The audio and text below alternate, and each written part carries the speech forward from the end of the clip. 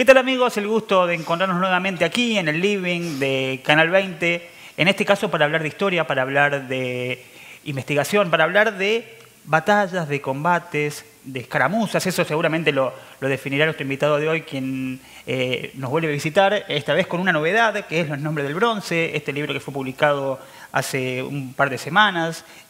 Carlos Belfanti es el autor, a quien saludo y agradezco la visita. ¿Cómo estás, Carlos? Muy bien, Daniel. Un saludo para vos, para tu equipo y tu gran audiencia. Y gracias por la invitación. Por favor, siempre es un placer. Los Nombres del Bronce es el libro que fue publicado hace un par de meses, sí, 3 meses para ser muy... Sí, el 2 de junio lo presenté. El 2 de junio. Sí. Con el Mensú, ¿no? Con la editorial del Mensú, acá de Villa María, sí. Los Nombres del Bronce lo que hace es, justamente, según veía en el volumen, es buscar el porqué de los nombres elegidos para asentar históricamente o representar históricamente diferentes hechos bélicos. Y antes de ir a la etimología o la toponimia de los hechos bélicos, hay una distinción, ¿no?, entre los conflictos armados que hubo. No son todas batallas y no son todas, o no son guerras en ese punto. A la vez hay un recorte sudamericano, pero quiero que me cuentes vos de qué va Los Nombres del Bronce. Bueno, Los Nombres del Bronce, mi último trabajo, es en homenaje y en recuerdo a todos los héroes desconocidos, algunos de nuestra patria, ¿no? Digamos, allá arriba tenemos a San Martín, Belgrano y Güemes, pero hay muchas personas, muchos héroes desconocidos que hicieron lo que hoy, gracias a ellos, tenemos este país libre y democrático, ¿no? Es un recuerdo a la gente, a todos los que en toda Latinoamérica lucharon para la independencia de su propio país. Hay un montón de batallas, de combates, de escaramuzas que se dan. Claro. Quiero aclararte que una escaramuza es un encuentro ocasional entre tropas de avance de ambos lados, que no pasa más del intercambio de algunos disparos que reflejaban el espionaje para ver la posición de otra tropa, ¿no es cierto? El combate no, el combate es un encuentro bélico entre dos fuerzas distintas, de poca duración. Hablemos de media hora, 1 hora, 2 horas. Tenemos como ejemplo el combate de San Lorenzo, que duró solamente 15 minutos. Bueno, eso se debió a la táctica de San Martín, ¿no? Un genio, en 15 minutos en un sistema de pinza ataca a los españoles, ¿no es cierto? Y los vence. 15 minutos duró ese combate. 15 minutos. Y la batalla, bueno, ya es más, se programa porque se encuentran los dos ejércitos y tiene duración de horas o de hasta días. Ha durado batallas que han durado 2 y 3 días, ¿no? Bien. Para la gente que nos está viendo, recordamos que Los Nombres del Bronce viene completando otras tareas y otros trabajos literarios que has elaborado que tienen que ver con respecto a los nombres de los pueblos, a los nombres del paisaje, que fueron publicados hace poco tiempo atrás también, porque sos un autor prolífico. ¿Desde que has empezado a publicar no has parado, Carlos? Sí, yo soy un enamorado de la toponimia, ¿no? El primer trabajo mío, escribí sobre el origen y el significado de todos los nombres de las localidades de la provincia de Córdoba y lleva por nombre el nombre de nuestros pueblos, ¿no? ¿Está agotado ese? Está agotado y estoy trabajando con datos nuevos para ver si los reeditamos el año que viene, porque tengo otras prioridades este año y claro, ya lo estamos abocados a esa tarea. Uno siempre investigando encuentra datos nuevos. El segundo libro que saco es Los Nombres del Paisaje, que abarca toda la toponimia turística del país, provincia por provincia. Y este tercer último trabajo de investigación pura, que es el origen y el significado de combates y batallas de la Guerra de la Independencia, que empieza el 10 de octubre, el 27 de octubre de 1810 y combina con la batalla de Ayacucho, el 9 de diciembre de 1824. Bien. En este punto, en el recorte que se hace en los nombres del bronce es hablar justamente de todo el proceso o todo el contexto histórico independentista desde 1810 hasta 1824. Sí, que es el periodo que se llama Guerra de la Independencia. Bien. Anteriormente había algunos encuentros, algunas batallas que ya forman parte de la Guerra Civil Argentina, que es hasta el año 1852, pero ese es otra historia, ¿no? Este libro está abocado únicamente al origen y el significado de combates y batallas de la Guerra de la Independencia en nuestro país y en Latinoamérica. ¿Cuántas batallas, cuántos combates? Bueno, Porque veo un índice que es enorme. Sí, yo he escrito sobre 216 batallas. Bien. En realidad son más, que han quedado, digamos así, en medias tintas porque es imposible conocer su nombre y el significado. Esto se debe a que ha habido combates y lugares prehispánicos que en el correr del tiempo han perdido su nombre o ha sido modificado por el español, ¿no? El español no solo cambió la cultura de los pueblos, sino que, bueno, ya sabemos lo que hicieron los españoles, ¿no es cierto? Sí, no fue para mí un descubrimiento, fue lisa y llanamente un atropello, un asesinato a la cultura aborigen de toda América, ¿no? De América Latina, ¿no? De igual manera, la cuestión aborigen o la cuestión de los nombres de los lugares sigue permaneciendo históricamente. Yo en cada nombre de batalla o en muchos de ellos, sobre todo los que están relacionados tal vez con naciones que todavía conservan su lengua o le tienen respeto, como no sé, el guaraní en Paraguay o demás, Sí. te has tenido que meter en el aymara, has tenido que bucear en el guaraní, Sí. has ido al encuentro de la etimología profunda de esto, ¿no? Sí, gracias a Dios, bueno, tengo amistades en toda Latinoamérica y, bueno, contactos con historiadores, lingüísticos de Perú, de Chile, de toda América. Este libro yo le digo el libro de la pandemia. Ajá. Porque me quedaba hasta altas noches escribiéndolas y, bueno, contactos con historiadores y escritores de toda América, chateábamos y me pasaban información que tengo que agradecer. Prácticamente todos los países se brindaron, me apoyaron, porque hay nombres que ya te digo, ¿me entendés?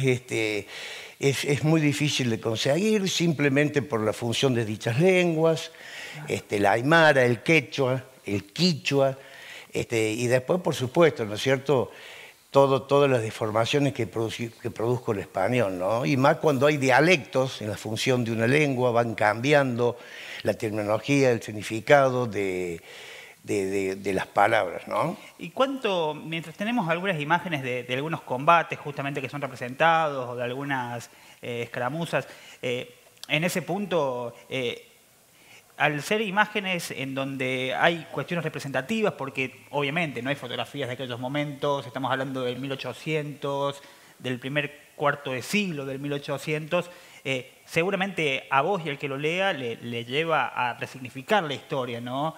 A decir, faltan estos nombres en el bronce justamente, ¿no? Sí, por eso mismo yo trato de rescatarlos a todos, ¿no es cierto? Claro.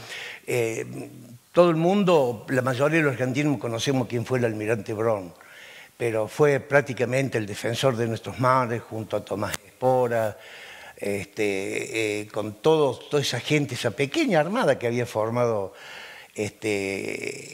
Argentina, ¿no? Claro. Defensores de nuestros mares, batallas, apego, admiración, cariño para nuestro país, y otros nombres que leemos en el libro, ¿no es cierto?, como José Álvarez de Arenales, Ignacio Warner, bueno, no vamos a hablar de Lavalle, de Dorrego, de Güemes, ¿no es cierto?, figuras importantísimas, pero destacar a otros militares americanos que ofrendieron no solamente su vida, sino la de todo un pueblo para ser libres del yugo español, ¿no? Claro, sin dudas, y también nos lleva a ver la historia con otros ojos o ponernos otros lentes para ver la historia, porque, a ver, algunos poetas decían que leer a los autores era escuchar la voz de los muertos una vez que los autores fallecían. Sí. Y hoy reinterpretar estas batallas nos lleva a conocer los esfuerzos de aquellos que estuvieron y que tal vez no fueron reconocidos en este punto,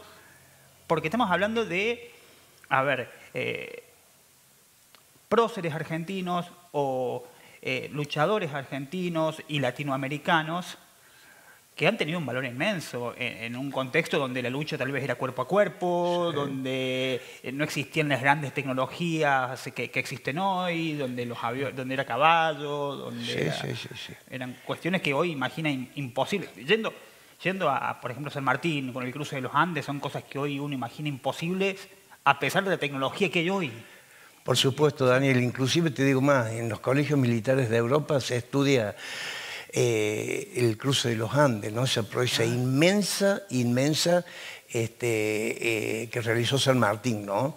Ese ideólogo, ese político militar que conocimos nosotros como nuestro padre, nuestra patria, realizar semejante proeza, es como vos acabas de decirlo, en estos años uno no se imagina el tinte de semejante camino para libertar a nuestra América, ¿no? Y en este raconto de combates y batallas, ¿qué papel tiene Argentina? Porque uno sabe que tal vez en diferentes puntos de Latinoamérica fue más álgida la cuestión bélica. Respecto al territorio argentino, que es junto con el de Brasil de los más amplios, ¿cómo es la comparativa respecto a las naciones representadas en este libro? Es decir, ¿Argentina tiene una gran presencia bélica o no la tiene? ¿Argentina posee presencia en estas cuestiones o son más otros países más cercanos al Ecuador, al trópico de Ecuador, donde se han desarrollado más? Bueno, qué buena pregunta la tuya, Daniel. Te comento, todo empieza, por así decirle, el 27 de octubre de 1810, después de la independencia de... Sí. Perdón, con la gesta que después se va a gestar la independencia con la Revolución de Mayo y después con la independencia de nuestro país. Ese 27 de octubre de 1810 se libra el primer combate de la Guerra Sudamericana en lo que hoy conocemos en el estado civil, digo, de Bolivia, que era el virreinato del Alto Perú, y en un lugar que se llamaba Cotagaita, que en lengua aymara quiere decir el lago representador o el lago reflejador. Bien. ¿Por qué recibe ese nombre? Cotagaita es una palabra en lengua aymara. Bien. Y significa el lago enrostrador porque el aborigen, por la quietud de sus aguas, se acercaba a lavarse la cara o a beber o a cargar agua y veía reflejado su rostro, ¿no es cierto?, en esas aguas. Que uno se pone a pensar cómo el aborigen daba nombre a los lugares, ¿no? Claro. Sabido es que la toponimia, los lugares toman nombre por el relieve del terreno, claro, por la hidrografía, claro, van tomando distintos nombres, combates y batallas. Recordemos de que los españoles tenían su base, por así llamarlo, en el Alto Perú, en Perú mismo. Sí. Y en la capitanía que tenía Chile. Chile era una capitanía. Y arriba, hablemos de Venezuela, ya venía Simón Bolívar, junto con Sucre, los militares de Bolivia como Santa Cruz. Y acá en Argentina, la guerra, el primer combate que se da fue ese magnífico triunfo del 3 de febrero de 1813 en San Lorenzo, ¿no? Bien. Combate de San Lorenzo. Llamado así San Lorenzo porque había una estancia cercana. Bien. De unos padres jesuitas que ya quedaban las últimas manteniéndose, y era un puesto y una estancia que se llama San Lorenzo, ahí cercano, por eso el combate de San Lorenzo toma ese nombre. Bien. Bien. Y después, bueno, después tenemos la campaña a Perú, el cruce de los Andes, con muchas batallas, con un Marcó del Pont, que era el regente de la Capitanía de Chile, siguiéndolo, temoroso de los movimientos de San Martín, ¿no? Peleas, batallas de nombre como la de Rancagua, la de Cuchacucha, la de Cancha Rayada, Chacabuco, Maipú. Esos nombres que vos mencionás justamente, que los tenemos tan naturalizados en cierto punto, o se habla siempre de, por ejemplo, Cancha Rayada. Siempre se menciona Cancha Rayada, o por lo menos suena en la historia por la significancia que tiene. Pero uno se pone a reflexionar y y nunca se detiene a repensar el por qué tiene ese nombre. ¿Por qué tiene ese nombre? Y Cancha Rayada, por ejemplo, es una de las grandes incógnitas para muchos, porque son palabras conocidas las dos, cancha rayada, cancha y rayada, uno las conoce, pero no entiende la asociación. ¿Por qué se llama cancha rayada? Porque conocemos que es una cancha y conocemos que es rayado, pero no... Que no sabemos por qué no. Bueno, cancha es una palabra quicho, ¿no? Bien. Nosotros decimos, no decimos como los americanos, vamos al estadio, vamos a la cancha. Claro. Y sin querer hablamos quicho todos los días. Bien. ¿Tenés un pucho, Daniel? Claro. Vamos a la cancha o muchas palabras que sin darnos cuenta hablamos quicho todo el día. Cancha rayada, ¿por qué? Porque a 5 kilómetros de Talca, la ciudad, hay un terreno de 3 kilómetros cuadrados, que era el lugar donde pasaban las carretas, diligencias, que había muy pocas en esa época, y el tráfico, ¿no es cierto?, de caballos y carretas que removían el terreno y lo marcaban. Claro. Rayaban el terreno. Bien.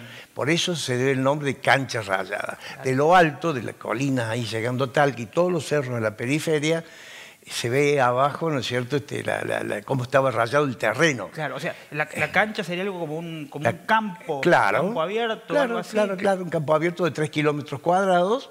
Claro. Entonces, con el traqueteo de carretas y el movimiento de tropas, surcaban y marcaban el camino, ¿no es cierto? De ahí el nombre de cancha rayada. Increíble.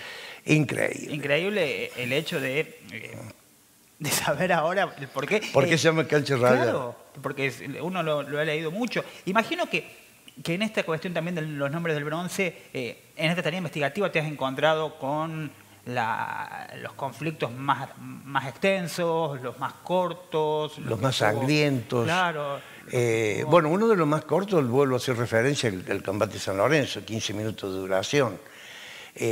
Batallas, íconos, que se puede llamarlas así, ¿no es cierto?, como la batalla de Tucumán, de Salta, claro, la batalla de Maipú, la batalla de Chacabuco, batallas de Carabobo, Boyacá, Pichincha, que a lo largo de toda de América fueron entregas realmente heroicas, ¿no es cierto?, para, como dije hace un rato, zafar del yugo español, ¿no? Pero hablamos de, por ejemplo, la batalla de San Lorenzo como una de las más cortas.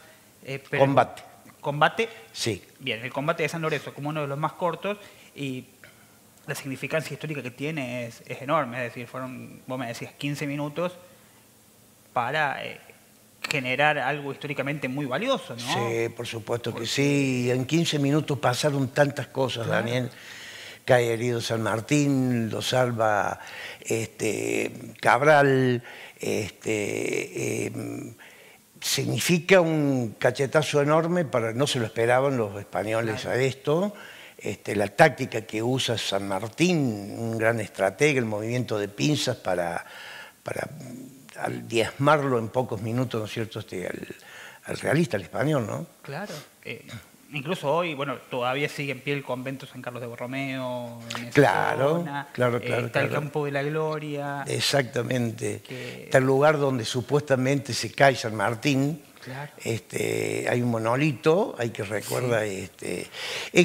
A ver, para que la gente sepa, el que lo saca abajo del caballo, San Martín el prisionado, sí, fue el teniente Baigorria.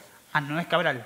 No es Cabral. Cabral estaba dando vueltas defendiéndolo, ayudándolo y también queriéndolo sacar, y viene un realista, un enemigo de atrás, y le clava un bayonetazo en la espalda, ¿no? Bien. Esa es la muerte larga que después va a tener el sargento Cabral, porque va a fallecer, como tú dices, donde actualmente es el comedor del convento de San Carlos Borromeo, va a fallecer ahí. Pero también las actuaciones que tuvieron Díaz Vélez, por ejemplo, en el combate, que se desbarranca con el caballo, del ímpetu que tenía, no ve la barranca y se cae. Gente que colabora en alzarlo para seguir peleando, daban su vida por el país. ¿Sí? Te pregunto, porque me surge la duda, cuando hablamos de Baigorria, ¿será el mismo Baigorria el que le da nombre después a la localidad que está en cercanías de Rosario? ¿Será? Claro. Capitán Bermúdez y Baigorria. Claro, ¿cierto? Son las dos localidades que claro, sí, Bermúdez era uno de los jefes de una de las alas que hace el movimiento de pinzas, ¿no? Claro. Y ahora que preguntarte también, me nombrabas recién a nombres que nosotros conocemos y que tenemos en cuenta, y discusiones que hemos tenido incluso en este espacio, nosotros a nivel histórico, porque sentimos que la historia o la cultura, o por lo menos los representantes a nivel ejecutivo de la cultura, se deben a su historia. ¿Cuál es la crítica y qué es lo que quiero decir? Nosotros, por ejemplo, yo soy de Villanueva, y en Villanueva tenemos barrios con calles que los nombres fueron elegidos de una manera arbitraria en la cual yo personalmente no estoy de acuerdo. ¿Qué sé yo? Ahí está los Lirios, las Azaleas, los Algarrobos, los Fresnos, y uno piensa, che, estos nombres realmente podrían ser otros que por lo menos rindan homenaje a alguien o a algo. Cuando uno se encuentra con calle Los Álamos, y en realidad es el nombre de una calle, no estamos hablando de una localidad donde había álamos previamente. Si yo te pregunto nombres de personas que vos decís realmente merecerían.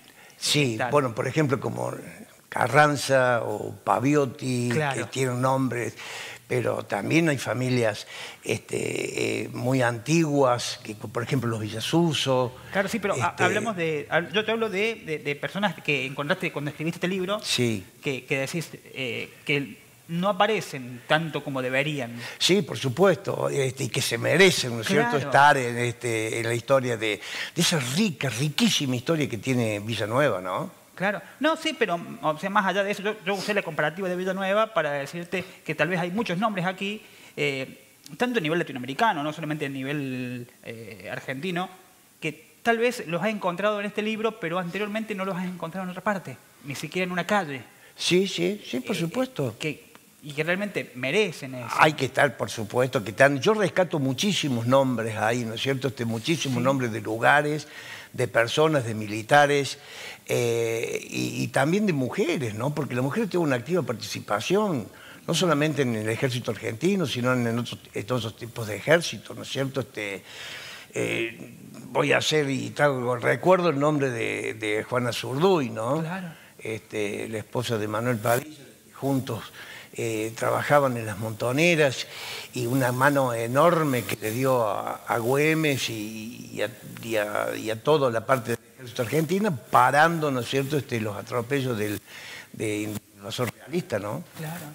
Y con respecto a los nombres, en este caso de las batallas, ¿te ha pasado encontrarte con digresiones, tal vez como con el nombre de los pueblos o el nombre del paisaje, que haya una versión del porqué de su nombre y que haya otra versión respecto al porqué de su nombre también, que haya diferentes acepciones respecto a esto? ¿Ha pasado? Porque te ha pasado con los pueblos que muchos ni siquiera sabían el porqué del nombre de su pueblo, los mismos habitantes. ¿Te ha pasado con las batallas que un historiador dice se llama así por esto y otro dice se llama así por esto otro?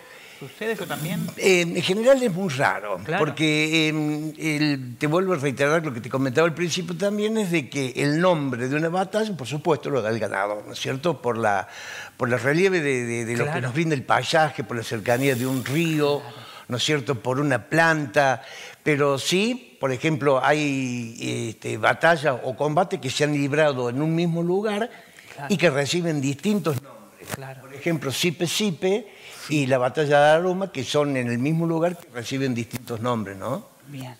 En este caso, bueno, básicamente lo que decías al principio, ¿no?, que los nombres o la historia la cuentan los ganadores. Y tal vez este es un punto o un momento histórico en donde tal vez se vean más voces respecto a las batallas, ¿no? Porque ahora, después de tanto tiempo, también los perdedores han empezado a hablar y también han completado un poco la historia. Sí, por supuesto de que el ganador trata de agrandar. Si fueron 1000 muertos, le vamos a poner 1500, y si le secuestramos 3 cañones, le vamos a decir que le colocamos 4, 5, lo que sea, ¿no es cierto? Es cierto, por eso vuelvo a recaer en lo que decía recién, la historia la cuentan los ganadores, ¿no? ¿Y cuánto, me decías que fue durante la pandemia el trabajo realizado? ¿Cuánto tiempo de la pandemia llevó? Imagino toda la pandemia. Sí, este libro me llevó redondito, 26 meses. en escribirlo. Porque mientras uno averigua o escribe, manda un mail, por ejemplo, a Chile o a Colombia, te demoran en contestar porque los colegas te dicen, déjame que averigüe y te pasan datos de lo que vos tenés, a ver si concuerdan, ¿no es cierto? Jamás yo voy a escribir un nombre si no estoy seguro cómo es, ¿no? ¿Y cuándo decís, bueno, ya está? ¿Por qué? Porque si toda la información que tenés y el desarrollo que le das, si lo volcaras en un libro no fuera sintético, imagino que serían 15 tomos el libro. Sí, ¿no? por supuesto. Mira, la información está dada en toponimia, se trabaja así. Bien. Primero, saber el origen y el significado. Una vez que vos tenés el origen de qué lengua es y el significado, ahí empezás a trabajar con 2 o 3 personas que te ayudan, ¿no es cierto?, a decirte, por lo general coinciden. Y si no coinciden, yo lo pongo, lo plasmo en el libro, ¿no es cierto?, lo que puede ser, porque hay lugares, Daniel, de que no se supo, que no se sabe por qué ese nombre, porque han sido desvirtuados, porque han sido sacadas palabras, no solamente por el correr del tiempo, sino que el mismo español las cambió, las sustituyó por otro. Hay lugares que siempre los españoles le ponían el nombre de un santo adelante. Santa María de Tarabuco, por ejemplo, se llamaba Tarabuco, ellos le ponían Santa María, a medida que iban avanzando siempre ellos cambiaban y al no entenderlo, a veces el quechua, modificaban la palabra y ya quedó hasta el día de hoy. Por eso se pierde el significado del origen de ese lugar, ¿no? Preguntarte, básicamente mientras vos me comentás todo esto, pienso en las otras obras que también has escrito, y imagino que después de la publicación del Nombre de los Pueblos, por ejemplo, y ya después el continuo crecimiento de todo esto, te has vuelto una fuente de consulta para muchos en esta cuestión. Te has encontrado de repente siendo referencia de un montón de gente. El otro día chusmeábamos y veíamos con la producción, bueno, veíamos Cadena 3, veíamos Canal 12 y una columna en Canal 12 de Córdoba, veíamos charlas en las escuelas. La verdad que se ha abierto una puerta que... Sí, a ver, la toponimia es un nicho investigativo no muy públicamente dado, se sabe que es la toponimia, pero la gente, el primer libro, voy a usar una palabra como un pego, como quien dice, ¿no es cierto? Te llegó a la gente porque, bueno, hice 3 ediciones, está agotado y ya estoy trabajando, como te comentaba al principio, de otra nueva presentación. Y sí, me ha abierto las puertas en Buenos Aires, canales de Buenos Aires, radios de Buenos Aires, diarios de Buenos Aires, de acá de Córdoba. He colaborado como columnista de un programa en Canal 12 de Córdoba. Y siempre me preguntan, me llaman por teléfono si sé el nombre de tal y tal lugar, ¿no? ¿Y siempre hay respuesta? ¿Por ahora siempre has tenido respuesta? Por ahora siempre he tenido respuesta. En algunos casos, del lado de Formosa, el Chaco, la lengua, no solamente guaraní, sino la lengua toba, la lengua huichí, pero lo he encontrado y he sabido dar respuesta, ¿no? Sabemos que sos inquieto, Carlos. ¿En qué te encontrás ahora? ¿Qué estás craneando ahora? ¿Estás tomándote un respiro? ¿Ya tenés algo en carpeta? Es que nos gusta la investigación no podemos quedarnos quietos. Claro, te imagino. Yo siempre ando hurgueteando y estoy viendo, tengo muchos proyectos para adelante. El año que viene, si Dios quiere, vamos a sacar el libro de los nombres de nuestros pueblos, porque hay datos importantísimos, ¿no es cierto? Importantísimos.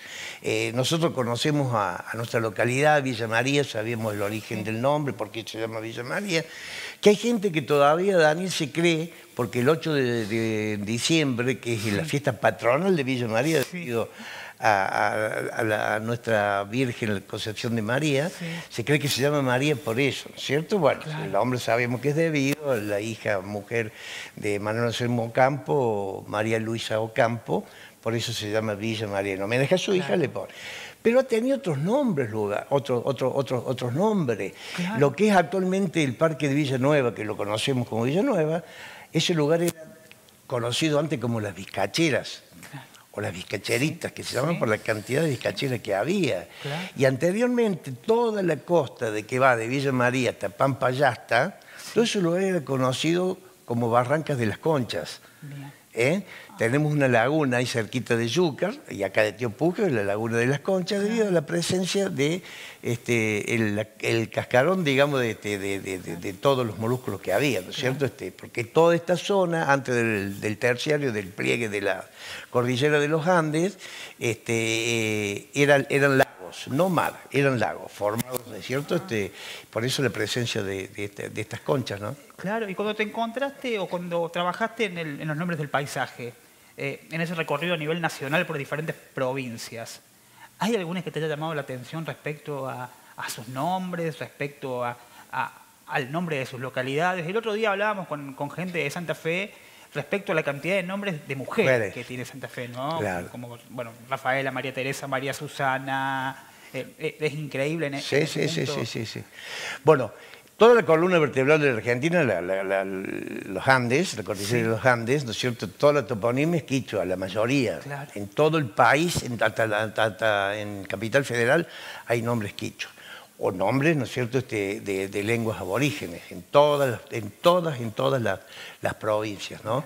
Esa es la diferencia de que existe entre un nombre, una toponimia regional con una toponimia nacional, ¿no es cierto?, que rige la lengua de que se hablaba el mapudungún, o sea, lo que hablaban los mapuches, claro. El quechua y el guaraní son el asentamiento básico de las lenguas que más se hablaban en ese entonces en el país, ¿no? Claro, pero cuando hablamos del quechua, del aymara, hablamos de lenguas aglutinantes, ¿en qué sentido?